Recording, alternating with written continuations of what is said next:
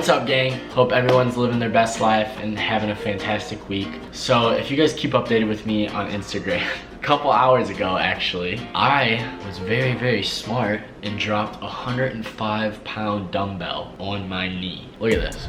Bro, I see no difference between the two.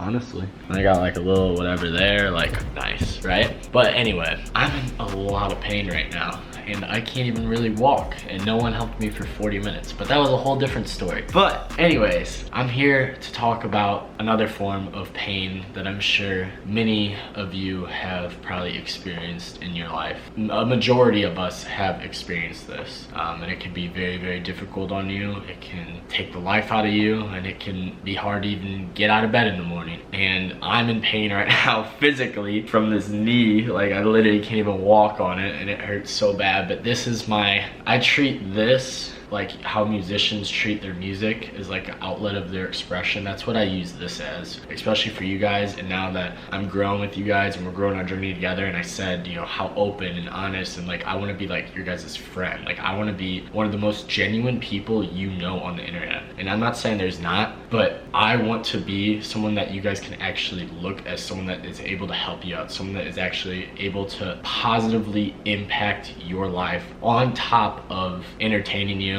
doing the fun vlogs and all that other stuff. I want to do stuff that is very meaningful and able to change your guys' life in a positive manner. So with that being said, I want to talk about this that I've been struggling with for some time, for quite a while, honestly. And the reason I want to open up about it now is just I feel like it was time after this weekend. Some personal things really kind of triggered it, and I really just broke down, and I was like, it's time to really open up about this, because I really think it can make a difference on another individual's life, if not a bunch of your guys' life, because I feel like a lot of us struggle and go through this at least at some part in our life, you know? So what I want to talk about today is something that can be very painful, and that is anxiety. Anxiety is something that I am very familiar with, I must say. So it all kind of backstory. It all started when I was about, I could even go back to early days, like when I was like in 4th and 3rd grade, and like I would have such like OCD tendencies where I would like have to rewrite everything on my paper. I would stay up till like 4 a.m. doing homework when I was in 3rd grade, bro. And I think that's what like made me not care as much in high school and college. I would have such like separation anxiety from my parents and stuff like that when I was really young. And then it kind of, you know, went away in 6th, 7th grade, 8th grade. I thought I was this like cool dude. And then I get into high school, you know, I'm having fun, I'm living the life, you know, I'm playing varsity soccer, all this cool stuff. And, you know, I'm really just enjoying life and making the best of it. And then it all kind of comes crashing down when I least expected it. And that is when I was 17 years old. Randomly one day, I'm actually about ready to go hang out with some buddies, and then I get a call that my grandpa has collapsed at the middle of a Cardinals game. Just out of the middle of nowhere. He just retired. Like, he was living his best life, man. Like, truly, like, he was doing so well, so healthy, looked amazing, like, didn't look frail or anything. Just literally just retired a month before that. So I'm confused. My mom's freaking out. She calls me and I'm like, what's going on here? Like, we don't know what's going on. He just collapsed. We don't know. He's at Barnes Jewish ICU. And she's like, really, there's nothing to worry about. Just you hang out with your friends. So that's what I did. And then the next day, you know, I went to the hospital and we realized things were getting worse. So he ended up being in a vegetative state in ICU for about a month. Wasn't able to communicate with us. When we thought things were getting better, which was like a week into it, we all of a sudden got news out of the middle of nowhere, when you least expected again, that he is in fact doing worse, and he's probably going to be on a ventilator for the rest of his life. And it was clearly stated in his will that he did not want that. So the next month though, from this happened all in the month of October of that year. So that whole month was something insane. It was life-changing though, honestly. Like, it changed how I looked at life. Like, up to then I looked at life as so easy, and I was like, oh my gosh, like oh, is life like like, oh, so happy. There's nothing to ever worry about. And this is the first time life like kicked me in the ass and realized that it's a bumpy road, man. There is shit that is gonna happen when you least expect it, and it's gonna knock you down. But these moments are where you learn. These are the moments when you grow the most. So anyway, though, this month difficult. You know, I was at the hospital like every day. I'm going through one of the most important times of my life with my soccer career, like something I was working so hard forever. State championship, we were in the playoffs, and then we made it to the state finals, and everything. It was just such a crazy time. In the game we made it to the state finals, my grandpa's funeral was that day. I went straight to the funeral after the game. It was just a crazy time in my life, and it all happened in a whirlwind. I didn't even process it. So anyway, we go to the hospital, he's in and then we just, all of a sudden one day, we're just like, there's no progressing, he's getting worse, there's blood clots, he's just not gonna get better. And that's when they decided to pull the plug. So he passed away on Halloween of that year. And yeah, it's still crazy to think about to this day for me and my family. And you guys have seen the tattoo, many of you ask about. This is my first tattoo I actually got when I was 17, so I wasn't even 18 yet. I got it that first summer after he passed away, because we would always go to the beach with him. And I got it our first family vacation after him at the beach, just because me and my grandma got together because we thought it was going to be like a cool memory to have together, and something he would really enjoy and appreciate. So yeah, that month was wild. It's happened so long ago. I mean, I was 17 years old, now I'm 23, and I didn't even really process it all, you know. But then a couple months went by, you know, soccer was over, it was just school. So one day in like late December after Christmas and all the holiday stuff in 2015, I remember one day just like sitting on the couch in my living room, and I was like, I don't know if like it all, like I don't really know what happened, to be honest. I don't know if I just like, if my mind was just like gathering all this up and it all happened at once, but I just started like thinking about like death and like, what if I died like this? What if I like just come up with all these crazy scenarios in my head? And then, you know, I kind of blew it off the first day, but then it happened again the second day, and then it happened again the third day, and then it kept happening. And I was like,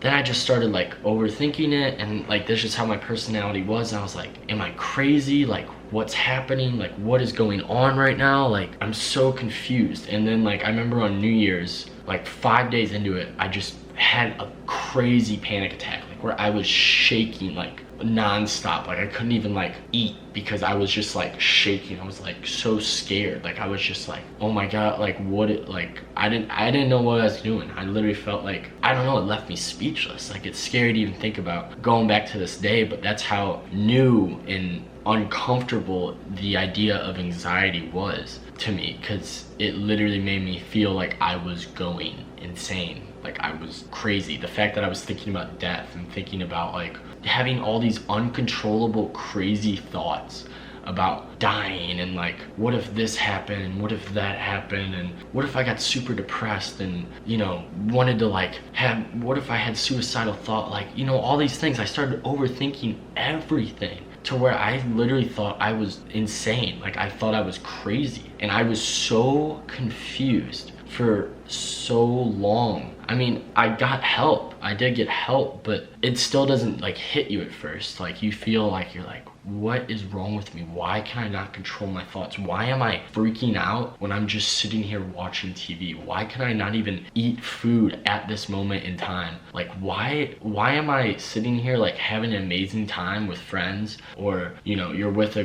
girl you really like or whatever? Like why am I sitting here and I'm freaking out? Like I'm having uncontrollable panic attacks. Like I am actually feel like I'm dying. I feel like I can't even breathe, man. And, you know, I first went to my pediatrician at the time, and he's like, yeah, this is probably anxiety, you know, you know, and I got medication. But something else you got to realize with anxiety medication is, or any kind of medication for, you know, mental type issues, first off, I'm not a doctor or anything, but it takes a while to kick in. You know, it doesn't just happen overnight. It's not just like a magic pill where everything goes away. So, you know, I struggled for the rest of that year big time. I was having panic attacks every day, almost. It was hard for me to even wake up some days. It was extremely difficult. I would get sick, be puking, doing all this for no reason at all.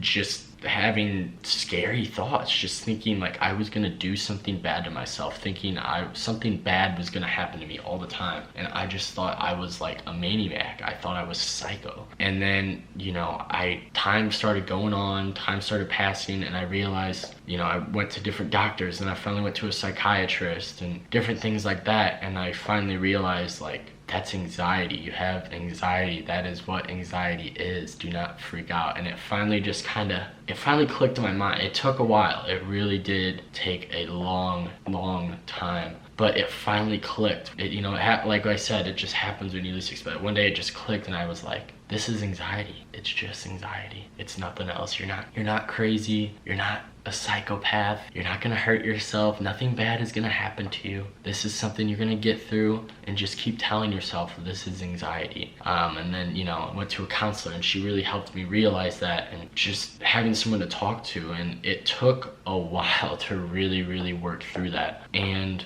it hurt, man. It sucked. I mean, imagine waking up every day and you feel so uncomfortable. Like, you feel like your chest is so tight. You have trouble breathing. You have trouble doing the simplest things. I remember at soccer games, my mind would be racing, having these thoughts, man. I would be out at parties. My minds would be having these thoughts. I'd be with my high school girlfriend. My minds would be having these crazy thoughts. Like, I just felt like I was so abnormal for a while. And it was what?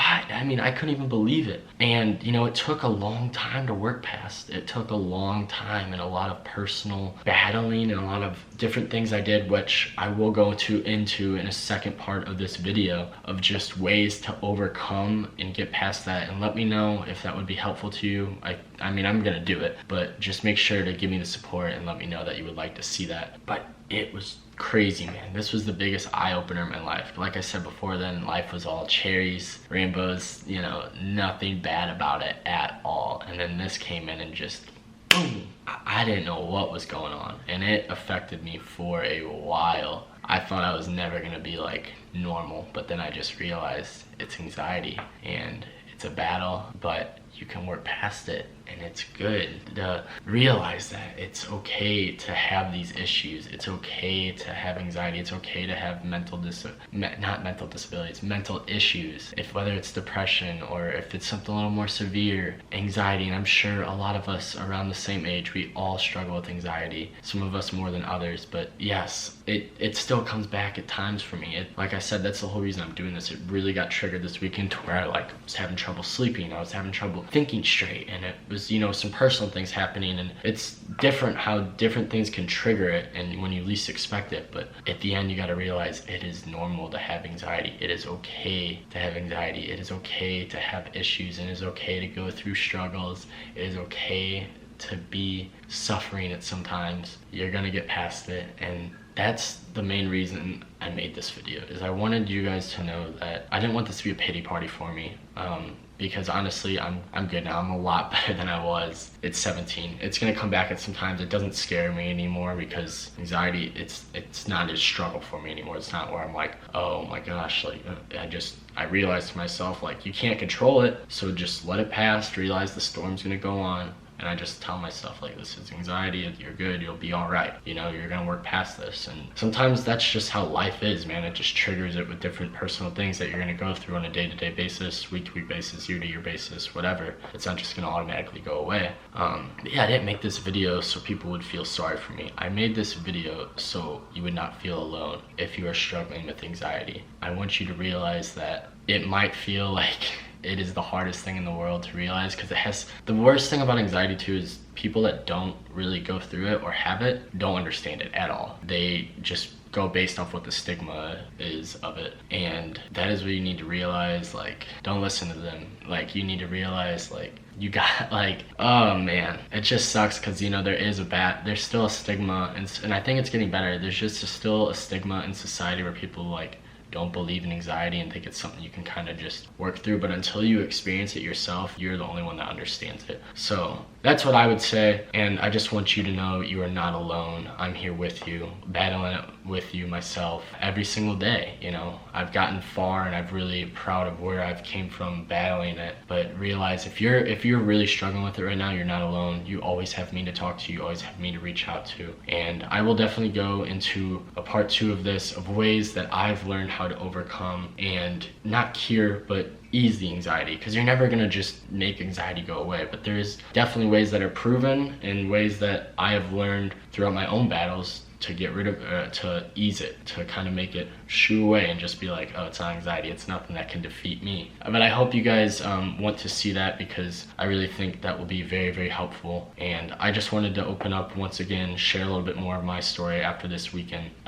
It really just made me realize, like, this is something that I want to share. And like, you guys, like I said again, you guys are my outlet. Like, this is my outlet to express myself. However I'm feeling is what you're gonna get from me that week, on a week-to-week basis, on a day-to-day basis, whether you're on Instagram, TikTok, anything. Like, that's what you're gonna get from me. You're not gonna ever see me put up a fake persona, because that's just not how I am. Like, I just want to, even if it means that some of you don't want to follow or don't want to pay attention to my journey, that's fine. Like, that's perfectly fine. But I just want to be genuine on this. This is my way of expressing myself. This is my way of getting things off my chest, and also, you know, showing my creative outlet, helping people, and living out my passion every day of being able to positively impact you guys. So I hope you'd enjoyed this. I hope it helped at least one of you. I think it was going to help many more than one. But just know you're not alone. You can get through this. It's just anxiety at the end of the day. Keep telling yourself that, and you're going to get through it. You are. I promise you on that. You may feel alone now, but you got me at least. And if you ever need anything, let me know. But I hope you guys enjoyed. Look forward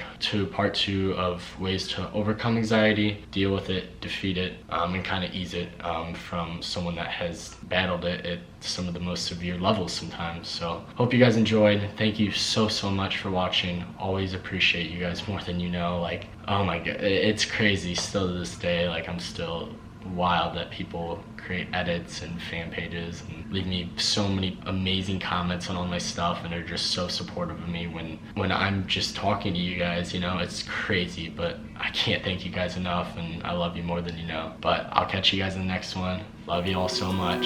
Peace.